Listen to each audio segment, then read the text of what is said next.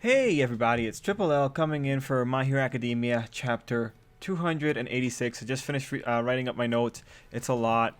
It's a big chapter. I just want to let you all know that I am not 100% sure with the things for this chapter because I had a really hard time reading it. There's just so much happening and there's so many different variables going on. So this is definitely going to be one of those chapters where definitely let me know what you think down below. Let me know what ideas you have. I'm going to do my best to give you guys my thought process for various points because there's a lot of really interesting things happening in the chapter and I cannot tell you enough. I am very excited for next week's spoilers. I can't wait for Wednesday to come. I really hope it comes on Tuesday too. Like, I want to know what's going to happen next. This is one of those times I kind of wish that the early chapters came out earlier. Or, not the early chapters, the illegal chapters. But anyway, hey everyone, let's get into the video. I don't have any general notes, but I have a lot of notes in general for the chapter, so that's why we're just going to go straight into it, and I hope you all having a good day and all that kind of good stuff. Alright, so beginning on page 1, big thing here, Bakugo's words. So like from the last few weeks, I'm still trying to figure out what the nature of Bakugo's fears are, and with this line, what Bakugo says here about Izuku not doing this on his own, what we really get is that Bakugo doesn't want Izuku shouldering the burden of fighting all for one. I mean, that makes sense. And really, that line can apply to multiple scenarios. If One for All has a backlash, for instance, then alleviating the burden on Izuku in this fight could minimize the backlash. If the One for All curse is just a curse of duty, then telling Izuku to get a grip just alleviates Izuku's mad dash, or at least that's what it would do if Izuku listened. Regardless though, telling Izuku to work with other people is worthwhile advice, but I don't think it's very practical. Because the reality of the situation is that Izuku is the only one who's actually been able to put Shigaraki in a physical check. When Endeavor and Bakugo tried to join, they got kicked out of the fight pretty quickly. And then other people who joined this fight, like Aizawa and Ryukyu, well, they've ended up with their faces messed up. So when Bakugo says this, like, what was the alternative? For Izuku to go make a plan with the other heroes? Okay, but okay, if Izuku takes the time to go make a plan with the other heroes, who's going to stall the walking disaster Shigaraki while they make a new plan? Like, I don't know if you guys were there, but I remember reading the portion where Izuku was working together with everyone else. I remember reading that portion. What about you guys? The reality is the only long-term counters to Shigaraki thus far have been Aizawa and Izuku. Like, Endeavor didn't do a really good job as being a counter because Shigaraki got away from Endeavor. So really, what should Izuku do in this situation? Let's recall, the reason that Izuku went to the sky was because Shigaraki activated the K, or was about to activate the K, and then Izuku dropped everyone from the sky because he wasn't going to be able to keep them in the air because his control over Black Whip was fluctuating. So I want to ask you readers, how does working together here work when the only person who can counter Shigaraki long enough to give the other people time to actually formulate a plan is Izuku? Like, how is Izuku going to be able to formulate a plan and chat with the other heroes while having to focus on the absolute threat that is Shigaraki? Because the reality is, if Izuku has to turn his attention away from Shigaraki for even a moment, Shigaraki's an instant killer. He can't afford to give anyone else attention. And what are you gonna do? Have Izuku go back to the ground? Okay, great. Now Shigaraki's gonna cause another decay because a lot of the people who were working together earlier aren't good enough anymore. Honestly, to me, this kind of feels a lot like the dilemma from ReZero when they're telling Subaru to work together with other people, but it's like, if you want Izuku to work together with other people, how about you actually be able to tank a hit?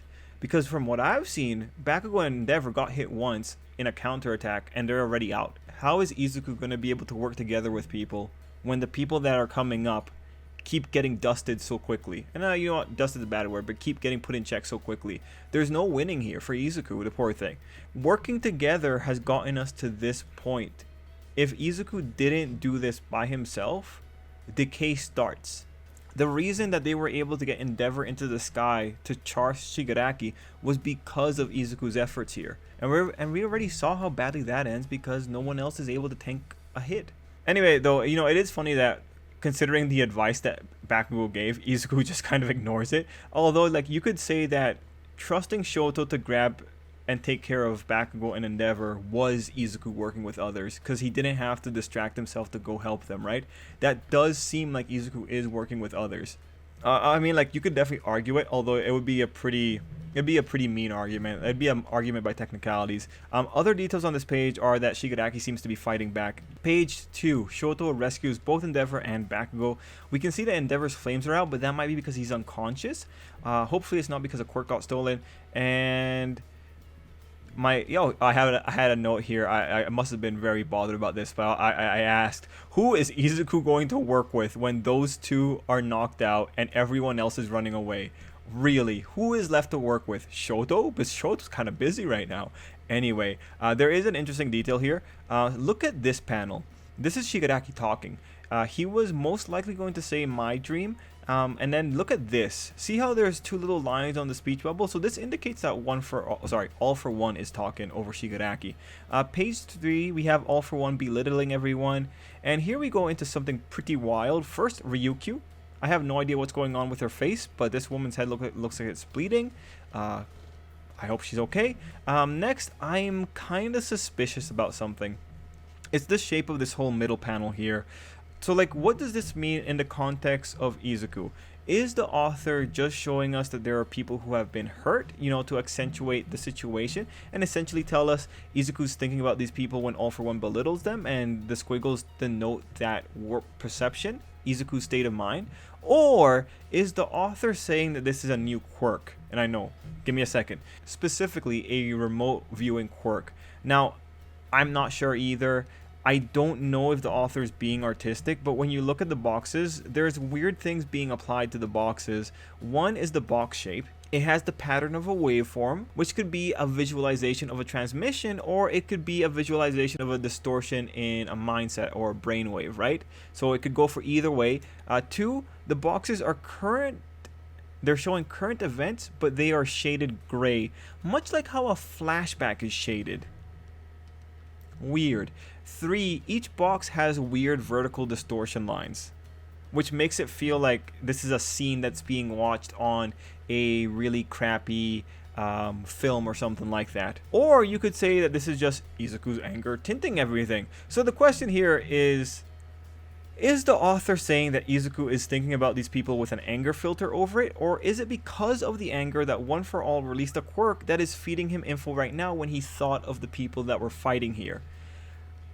I don't know. The author might just be trying to convey the emotion, but it's really weird. Let's just keep our minds open to the possibility that this might be a new quirk, because really a remote viewing quirk, that would be a really reasonable quirk, all things considered. It wouldn't be the worst quirk. It wouldn't be a quirk that would be easy to get, like, physically overpowered. So that might be something to look forward to. We'll have to wait and see. And of course, here we also had Banjo's line coming back. Specifically, it's the part that says anger makes the power work, which I think is referring to Black Whip, but it could also refer to One for All, which when juxtaposed with these panels convey the scene that Izuku is thinking about these people, because that's an internal quote. I think that's echoing back to him. I don't think he's drawing that back out. I think that's there mostly for the readers to remember that anger makes this thing really go out of control. So just keep that in mind. Anyway, the ultimate question here is, how are these images being generated? Are they artistic, or is this something that's being fed into Izuku's mind? That's what we really gotta wonder here. Okay, and we go into page 4 and 5. First off, Izuku surges. First, the bite. Pretty badass. Next, the eyes. Izuku's eyes can spark with electricity. We've seen it before, so we should assume it's just energy overflow. Just makes it look really cool. The real question, though, is the nature of the dark tendrils. The safest thing to say when considering Banjo's words in the previous page is that this is Rage Mode Black Whip. And truthfully, I think it might be Black Whip. The indication is here. It's stylized the same way that Black Whip has been stylized before, but One for All also has dark shrouds associated with it, so it could be like a new One for All thing. But again, there's enough reason to believe it's Black Whip on Overdrive. And here's an image of the last time that Black Whip was on Overdrive. So as you can see with this image, this wispiness is pretty similar. It's just that this is coming out in a very weird way, but if you believe that Izuku's overflowing right now, it makes sense that Black Whip would overflow from multiple places. The fact that Black Whip can interact with physical objects, you could say like Black Whip is turning into it's turning into a shroud or something like that. given that Izuku just generally transmits the energy of One for all around his body, it wouldn't be that hard to say that Izuku is transmitting Black Whip all around his body the same way that he would do with full cowl, right? It's now a dark cowl, pretty much. Okay, page 6 and 7, we move on to another page, which is honestly, I think, super artistic. I like it. I don't think All for One's face is actually behind Shigaraki's face. I think it's more like a little spiritual thing. Kind of unfortunate that even in spirit, though, he's deformed. But these pages are extremely relevant for what comes next on page 8 and page 9. In other words, the Makia pages. So, first thing to note, it's Cyro City in Osaka. Cyro is the final city in the first bubble of cities when we first got the list of cities that were going to be in trouble. If we assume that the cities were ordered in the order of the ones with the least time to the ones with the most time, we know that Higanto has more or less progressed. I've also got a map here of Japan. So after Osaka is Kyoto, where this is happening. So we're pretty close there. Now, I don't think this city is the one from chapter 282 because that wouldn't make sense with the progression of time. But for anyone that needs extra confirmation, look at this slot where this train fits into compared to this shot of our 4 tracks here. So I don't think they're the same cities just because of the train tracks.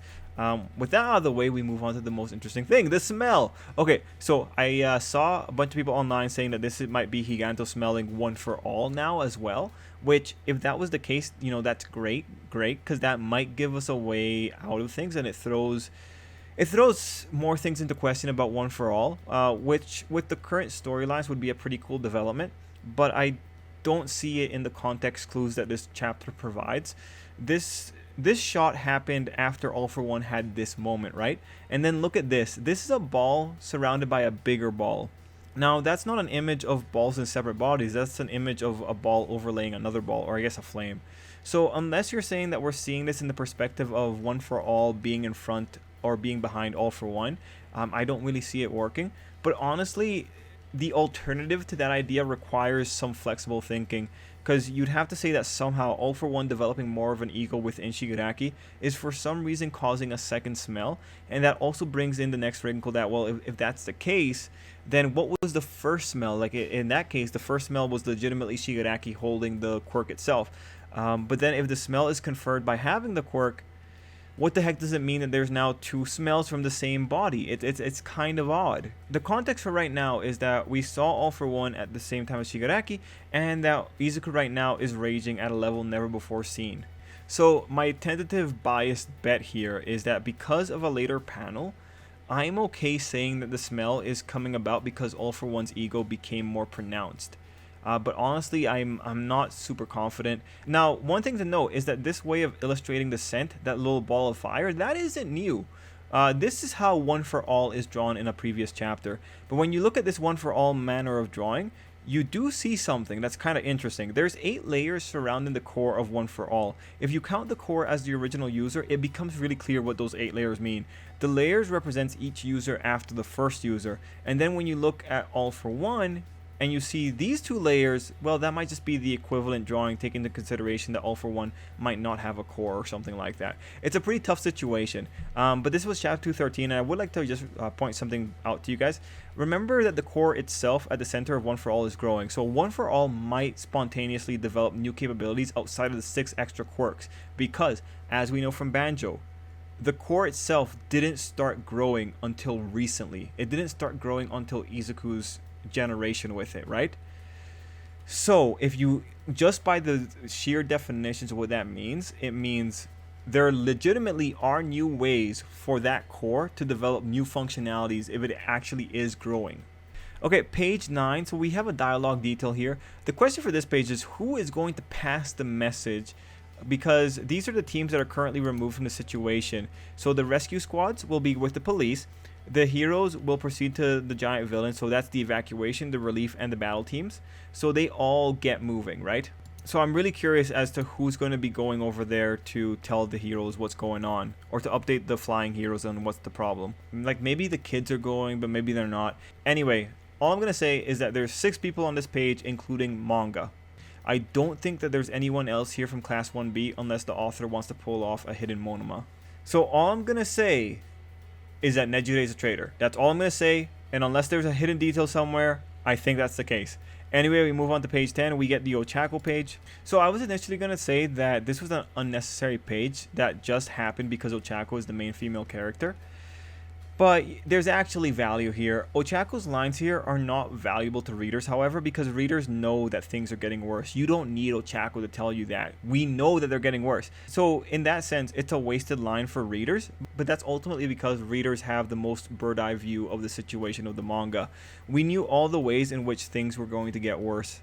So that's why the line doesn't tell the readers anything directly, but it does tell us one important thing indirectly, that being that Ochako has acknowledged that things are escalating, and what this does is that it puts her on a better track to try and understand what it is that's going on. So people like Hawks and Endeavor on a lesser note, and then people like Backwoods, Izuku, and All Might who have a good idea of how bad things are. This acknowledgement puts her on a line where she might be willing to go up to people and ask, and in this case it's most likely going to be Bakugo or Izuku. And honestly, that idea, that's very Ochako. Ochako plays catch up when it comes to internal character details and story details. Like, she's usually a step behind, and I think that's what the author has kind of primed her here to do when it comes to pursuing story details. Now the next question is, like, is anyone else gonna follow her to ask those questions? Like, is Shoto gonna try and ask those questions of the two? So finally, I want to ask, do you guys think that the kids are going to go with the rescue team where they guide civilians out of the city, since that was what they were doing before? Or are they going to go with the battle team, or the update the other heroes team? Like, what do you think is going to happen? Like, me personally, I'd love if they go for the update, because then that puts them closer to Izuku, and then maybe they can see some stuff. But with the way that Ochako looks at the shockwaves coming from Izuku, hard to say. On page 11, Izuku gets touched, his nose gets picked, and then Shoto looks on in shock. I know I would too. We go into page 12 and 13, and of course, just to note, Izuku's crying because Izuku is in anguish. He's having angry tears. Anyway, page 12 to 13, these are the pages that really make you wonder why All For One thought he was going to be able to get One For All. Anyway, we see Izuku being sucked in. Interestingly, those are the K lines. It's very interesting to see the K line patterns being used. And we see that Shigaraki lost some of his face when Izuku punched him. And we see that Shigaraki was also the one talking when he said that he got One For All, given the style of the speech bubble. Page 13 reveals the new Izuku form compared to this one. So this is more of Izuku coalescing within One For All. So just good to know that Izuku is getting more of his body in there. It's most likely linked to the percentages of All For One, One For All that he can use. Apologies if I misspoke. Anyway, we go on to page 14 and 15, and we see Shigaraki struggling as he's fighting All For One. So I think this is excellent. Just paint this struggle more so that people get it in their heads that, you know, there is a struggle occurring within Shigaraki. Now, check this part out, and also note how All For One holds Shigaraki's head down. It's a contrast to how Nana holds Izuku's head up, or like she kind of like pets it. I don't know what Nana's doing there, but she's being a lot kinder, right? Also, it's just kind of interesting that Shigaraki with hands on him is very Shigaraki. Anyway, another thing to note here is All For One. He looks like he's growing out of Shigaraki, and what's interesting there is that he's growing out of Shigaraki's like right arm, and the right arm is the one that produced the tendril. So that's just an interesting visual metaphor. And then you also see that he said, "I will lend you my strength." So, you know, what does that even mean? Like, Shigaraki has the All For One quirk package, so why is All For One making a distinction between the two sets of power? Why is there a boundary where All For One's power exists? Why is he putting a Mai on that, right? Why is the power exclusively locked behind All For One's ego? So it's a page like this that makes it just seem like Higanto is smelling this new development. It's just kind of hard. Another big thing is that Shigaraki still calls All For One master, and honestly, I think Shigaraki's already lost the game. Like, if you're still acknowledging All For One as above you, then that's biasing you into a bad mental position. So already he's biased into a weak position. And also here, it's funny that Shigaraki thinks he's still in control. Like, Shigaraki does not realize how much of his life is controlled by All For One, and it's really unfortunate. And then we go into the final pages. Nana shows up, thank goodness.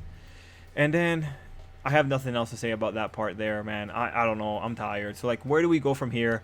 Well, I hope we see a great battle in the center of the mind. Like, that might be what finally gives us a win. I would love it if we finally get a win. Like, please let all these dead people actually manage to not die in front of this guy that killed them once before. I know, kind of a tough wish, but there's 8 of them. I hope we see everyone else contribute in that fight. Like, it's going to be pretty exciting. This might be where we see some cool stuff. Like, if there's going to be plot reveals, it better happen now. This would be the best place to have it. Right now, it looks, and right now, it's like, it also feels like we could get like a little bit of a tug of war, like with the in the sense that, you know, this might be the security system. Like, All For One, he goes in there, he tries to drag his brother over, but then all the other people show up and like, yo, no, denied. You know, and they cut it off, and it's just gonna be a tug of war, like them pulling on One For All and All For One pulling on his brother. It'd be pretty funny if that's how it like manifests, but I think it's gonna be a bit more epic. Maybe it'll just be a chapter of dialogue. I would love a chapter of dialogue, please. Regardless, I'm hoping for the best. So anyway, okay, I got like 25 minutes recorded. You know, this is the whole chapter. Those were my thoughts. I told you what I think is going to happen for each part and what is likely at different points. So let me know what you think down below, guys, like really, because this is one of those chapters where it really needs it. Like, I don't know what's going on for a lot of it's just we need more confirming details, I think. And it's just, there's a lot of ways to go about this because we don't know the full rules as to what's going on here, right? All it takes is the author coming up with a really stupid rule and we can justify a lot of craziness, right? So yeah, guys, let me know what you think down below, and till next time, I hope you have an absolutely great day. If anyone's waiting for anime reviews also, it's like midnight on Sunday. I will do them tomorrow on Tuesday. I apologize for the delays. It's been a busy weekend. Anyway, everyone, thank you so much for watching. Until next time, have a great day. Thank you very much.